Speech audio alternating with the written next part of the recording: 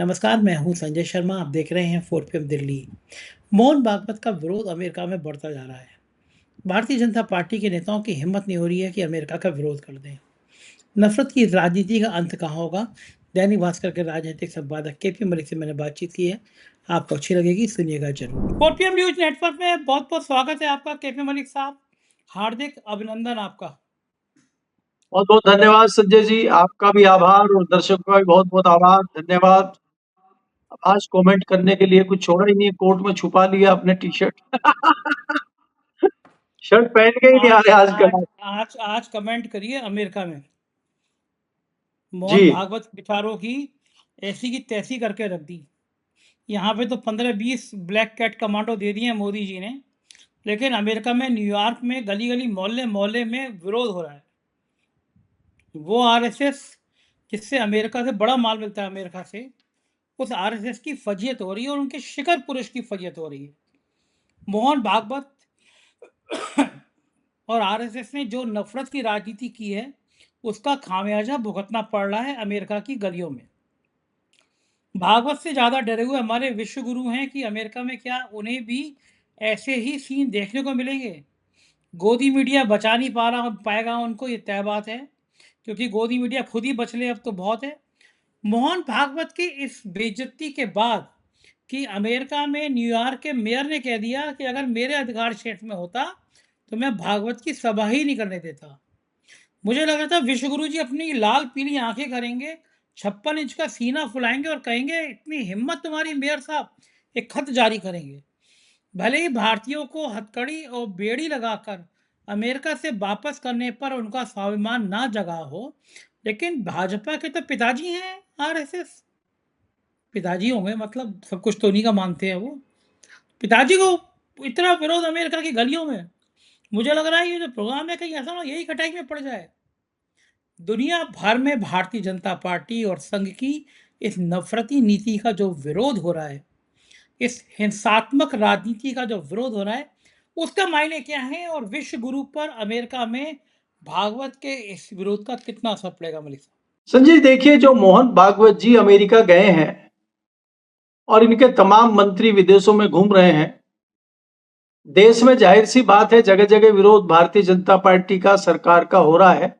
संघ का उस तरह से खुलेआम विरोध नहीं हो रहा है, लेकिन जिस प्रकार से अमेरिका से तस्वीरें आ रही हैं, और हमारा तो एक डिस्कशन पहले भी इस मामले पर हो चुका है, और इनके जाने से पहले ही जब प्रस्तावित यात्रा थी, ये हुआ था कि भाई इनका विरोध वहां पे होगा, लेकिन इतना विरोध हो जाएगा ये हमें आशंका नहीं थी। और अभी तो ये 17 दिन के टूर पे मोहन भागवत जी गए हैं, अभी तो ये शुरुआत है। अभी तो आगे आगे देखिए कि होता है क्या। कई मोर्चों पे इनका विरोध होगा, कई मोर्चों पे इनकी साख गिरने की बात होगी, लेकिन गोदी मीडिया में तो कहीं खबर है नहीं संजय जी। गोदी मीडिया तो अभी भी बम बम किए हुए हैं। बात यह है कि चाहे विदेश हो चाहे देश हो, जिस प्रकार से सरकार की, आरएसएस की खिंचाई हो रही है, विरोध हो रहा है, सवाल उठ रहे हैं, लेकिन मुझे लगता है कि इनकी बेशर्मी है कि इनको कोई फर्क नहीं पड़ता। संजय जी, बात यह हो रही है ना कि जब ये किसी चीज पे बोल ही नहीं रहे, छोटे छोटे बच्चे सड़कों पे उतरे हुए हैं, मंदिर में चोरी हो गई है, इनको कोई फर्क नहीं पड़ता। पूरा मानसून सेशन चला गया, एक शब्द ना प्रधानमंत्री ने बोला, ना गृह मंत्री ने बोला, ना मोहन भागवत जी ने बोला। तो ये विरोध तो अब होना है और आने वाले समय में आप इस विरोध में वृद्धि देखेंगे। एक तो ये बात है।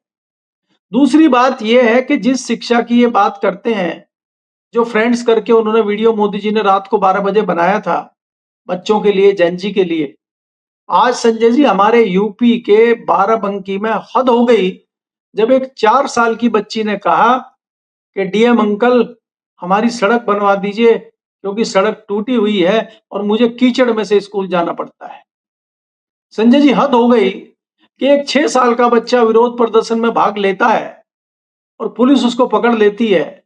6 जवान उसको कंट्रोल करते हैं 6 साल के बच्चे को, और जब वो एसपी से सवाल पूछता है तो एसपी भाग खड़ा होता है और वो ये कहता है कि एसपी ने मेरे सवालों का जवाब नहीं दिया, अब मैं डीएम से सवाल पूछूंगा।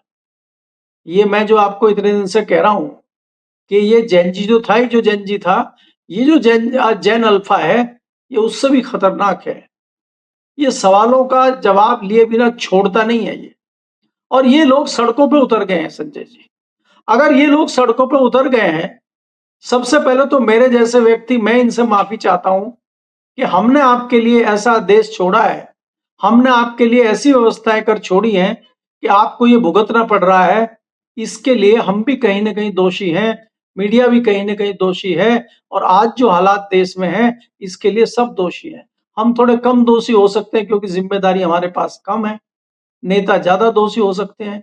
इससे बड़ा दुर्भाग्य क्या होगा कि उत्तर प्रदेश के एक जिले में गंगा जल हाथ में लेके पार्षद लोग कसम खा रहे हैं कि भैया जितना हिस्सा आएगा, जितना भ्रष्टाचार होगा, ईमानदारी से बटेगा। देखिए वहां वहां कम से कम ईमानदारी बची हुई है लूट के हिस्से को बांटने के लिए। वो कहते हैं ना कि डकैतों में भी कहीं ना कहीं ईमानदारी होती है, लुटेरों में भी कहीं ना कहीं ईमानदारी होती है कि वो हिस्सा जो है ईमानदारी से बांटते हैं। तो हिस्से बट रहे हैं संजय जी, और ये खुलेआम नंगाई चल रही है। तो ऐसे में कहां चली जाती है आरएसएस, ऐसे में कहां चली जाती है बीजेपी, ऐसे में कहां चली जाती है सरकार, ऐसे में कहां चला जाता है योगी जी का बुलडोजर। तो जब आप इन चीजों का विरोध नहीं करेंगे और ऐसी चीजें समाज में आएंगी तो आरएसएस का भी विरोध होगा और सरकार का भी विरोध होगा, और देश में भी विरोध होगा और विदेश में भी विरोध होगा संजय जी। और अभी तो हालात और होने, अभी तो खाली विरोध हो रहा है, अभी तो पत्थरबाजी होनी बाकी है, अभी तो और चीजें बढ़ेंगी।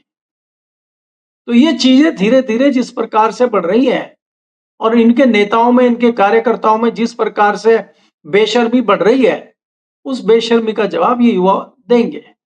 आपको एक चीज नहीं है, अब आ गए वो कॉकरोच पार्टी वाले, वो कह रहे हैं कि भारतीय जनता पार्टी की सरकार ने हमसे धोखा किया है और हम इस धोखे का बदला लेंगे। हमसे 3 शर्तें कही थी कि भाई सब पे केस वापस होंगे, सरकार माफी मांगेगी और ये करेगी, किसी पे केस वापस नहीं हुए।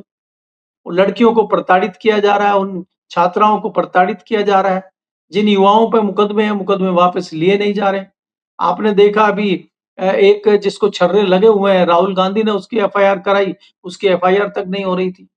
तो ये सारी चीजें खुल के आ गई हैं और कॉकरोच पार्टी वाले फिर कह रहे हैं कि भैया हम 5 तारीख को वापस आ रहे हैं, क्या करेंगे। तो ऐसे में अगर एक बार फिर जंतर मंतर पर जमावड़ा शुरू हो जाता है तो क्या होगा इस सरकार का, कैसे कंट्रोल करेंगे आप। और देश में संजय जी जिस प्रकार से महंगाई एकाएक शुरू हो गई है, आप कितनी अनोखी बात देखिए, जो चीनी 35-40 रुपए बिक रही थी, एकाएक 80 रुपए पे पहुंच गई। जो जो प्याज 20-25 रुपए किलो बिक रहा था, वो एकदम से 40-45-50 रुपए बिक गया। और हमारे यहाँ तो आज हमारी पत्नी ने 65-70 रुपए किलो लिया है। तो ये आग कहाँ लग रही है, इस पे कंट्रोल कौन करेगा, गरीब आदमी क्या खाएगा। आज पेट्रोल के रेट भी बढ़ गए हैं दिल्ली में, मुझे नहीं पता आपके वहां बढ़े हैं कि नहीं बढ़े हैं, दिल्ली में पेट्रोल के रेट बढ़ गए हैं, तो पूरे भारत में ही बढ़े होंगे। तो आप हर चीज पर रेट बढ़ा रहे हैं, महंगाई तेजी से बढ़ रही है और सरकार मुंह खोलने को तैयार नहीं है। मुझे तो इंतजार उस चीज का है कि हमारी जो वित्त मंत्री हैं, जो प्याज नहीं खाती हैं, अब उनका बयान कब आएगा कि मैं तो प्याज खाती नहीं, बढ़ रहा है तो बढ़ने दो।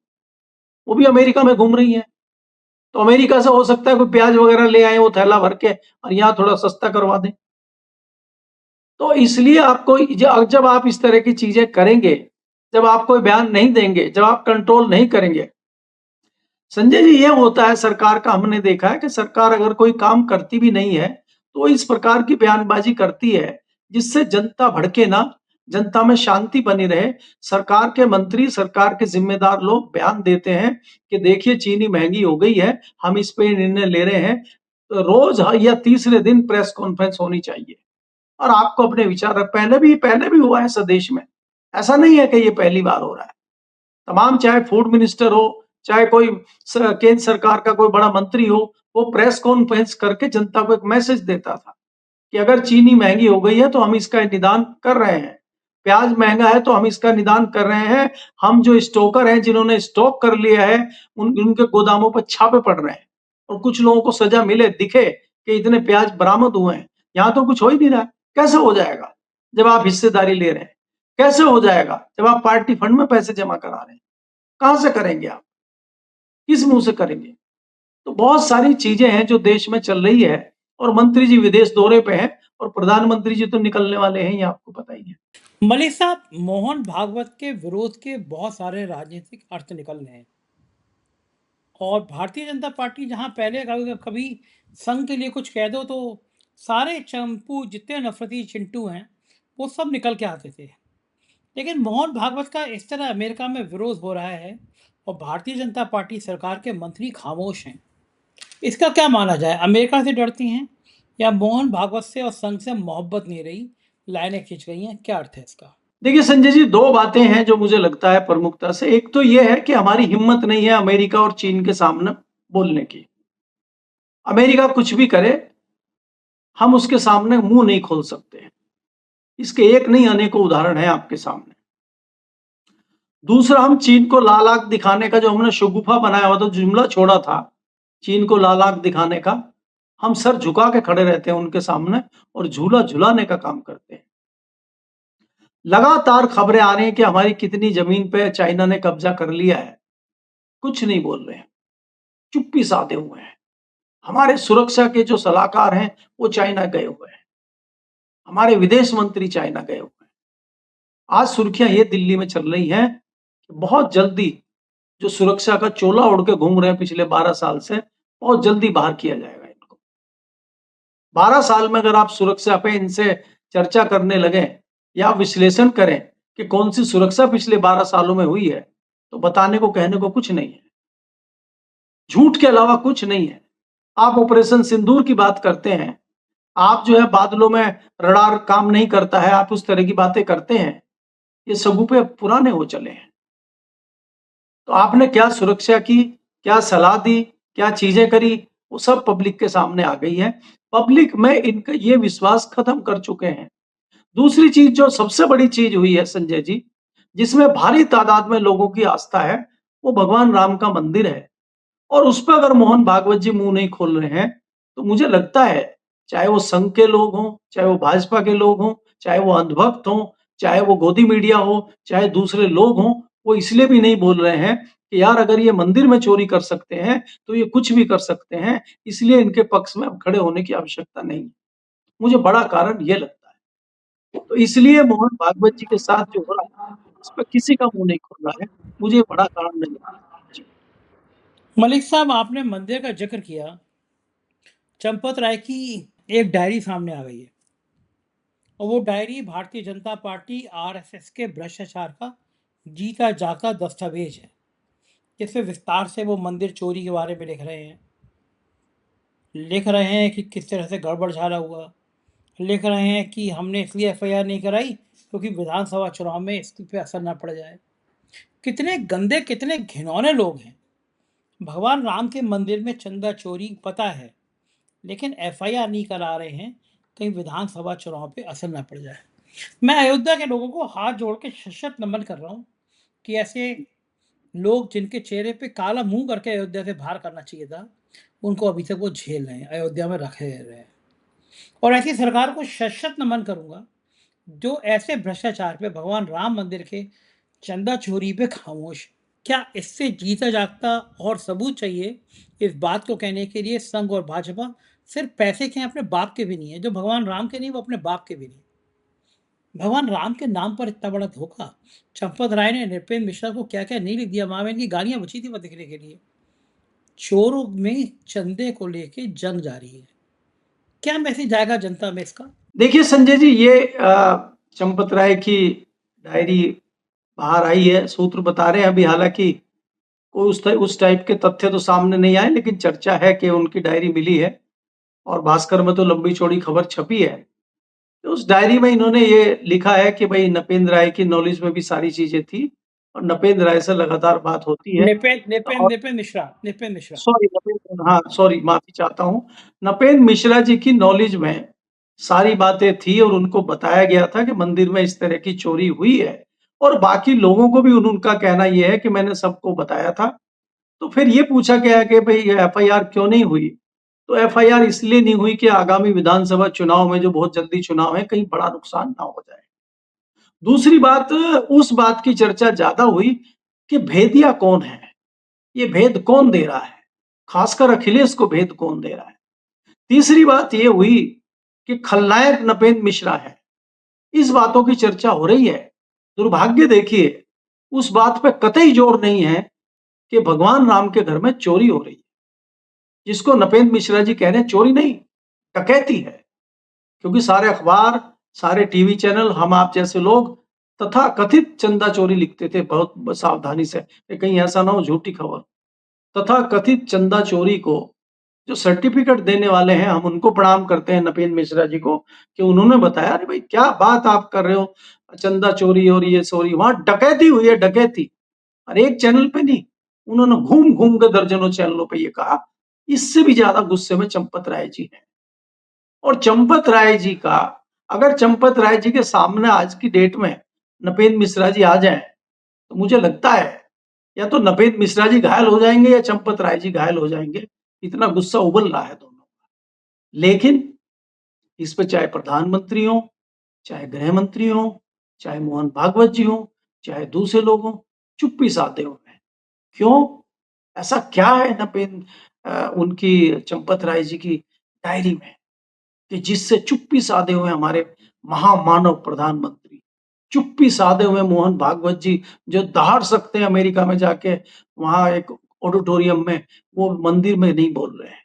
जो विशाखापट्टनम में 3 दिन इस बात की चर्चा कर सकते हैं कि देश में भ्रष्टाचार है, भाजपा की सरकार में भ्रष्टाचार चरम पे है, और वो मंदिर चोरी पे बोल नहीं रहे। तो इसको क्या माना जाए? ये क्या चल रहा है? और ये जो चंपत राय जी हैं, जिनको क्लीन चिट मिल गई है, जो धुल के साफ होके आ गए हैं बिल्कुल, जिन्होंने कहा था कि मैं जो है अपने सिर पे कलंक लेके नहीं जाऊंगा, माथे पे होता है कलंक, सिर पे तो नहीं, कि माथे पे कलंक लेके अयोध्या नहीं छोड़ूंगा। तो इनका क्या कलंक धुल गया है क्या? तो ये जो कलंक लेकर नहीं जाने की बात थी, और दूध का दूध, पानी का पानी एसआईटी ने कर दिया, और क्लीन चिट जो है चंपत राय जी को मिल गई है, तो ये चंपत राय जी के पास ऐसा क्या हथियार है? ऐसा क्या है? वही तो नहीं हमारे आपके वाला जो हम कहते हैं कि हम तो डूबेंगे सनम, तुमको भी ले डूबेंगे, और सनम इसलिए डरे हुए हैं, इसलिए कोई एक्शन नहीं कर रहे हैं। नहीं तो चंपत राय में हिम्मत कहां से आएगी? मैं तो पहले कह चुका हूं कि चंपत राय जी चोरी करके अपने घर में तो नहीं ले गए, क्योंकि उनके घर में जाएगा तो दिखेगा। अगर टिन्नू यादव जैसा छोटा कर्मचारी थोड़ी सी चोरी करके बड़ी गाड़ी खरीद सकता है, घर बनवा सकता है, चेहरे पे चमक आ सकती है नोटों की, तो चंपत राय के परिवार में तो आ नहीं रही चमक। ना उनके भाई में चमक आ रही है, ना परचून की दुकान का ओवरहोलिंग उन्होंने कराया है, ना दुकान पे सीमेंट लगवाया है, ना कुछ नई बात दिखाई दे, गाड़ी भी नहीं आई उनके यहाँ। तो फिर चंपत राय जी की जो चोरी हुई है, किधर किधर गया माल ये? अच्छा, ये माल क्या महाराष्ट्र और वेस्ट बंगाल और बिहार में तो नहीं चला गया? या इससे कुछ बिल्डिंगें तो नहीं खड़ी हो गई? अगर ये हो गई हैं, तो फिर कौन बोलेगा? मोहन भागवत जी कैसे बोलेंगे? नरेंद्र मोदी कैसे बोलेंगे? अमित शाह तो शायद बोल ही ना पाए, क्योंकि वो तो बेचारे बोल नहीं रहे बहुत दिनों से। वो तो एएनआई को बुला के कोने में पेड़ के पीछे छुप के बोलते हैं। वो तो आजकल कहीं बोल ही नहीं रहे।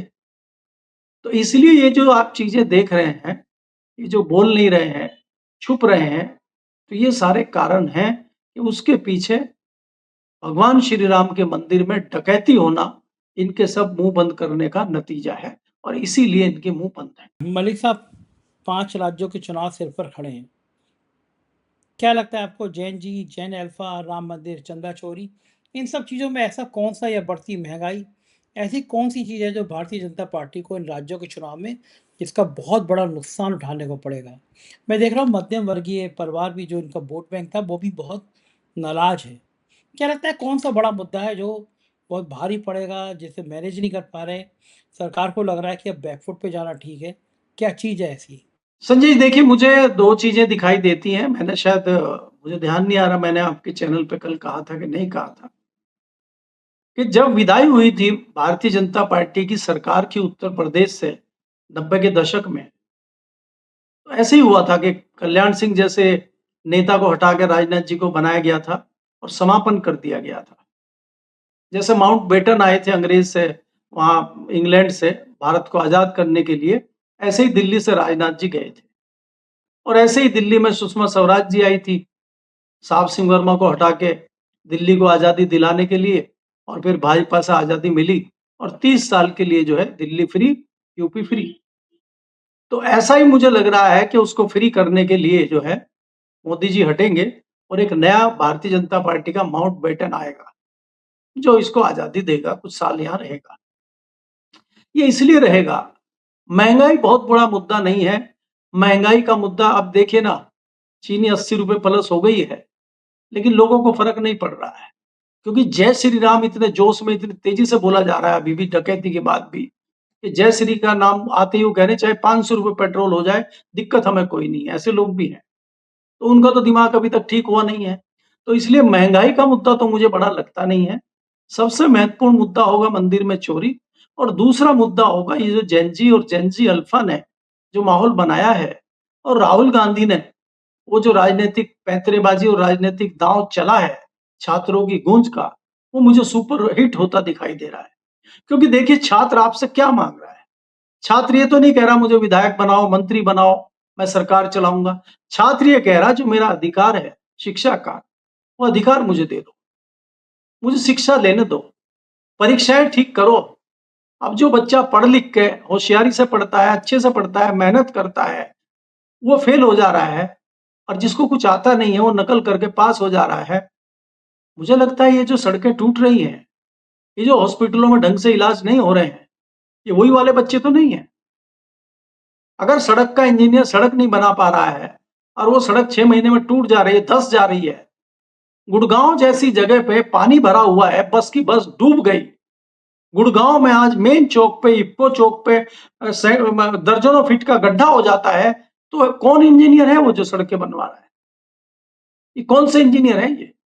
तो वही वाले हैं क्या? तो मैं इसलिए कहना चाहता हूँ कि जो अधिकार बच्चे माँग रहे हैं, वाजिब अधिकार माँग रहे हैं, और बड़े वाले नहीं, जो पहले 20 साल के, 25 साल के, 28 साल के बच्चे थे, अब तो 6-6 साल के बच्चे आ गए।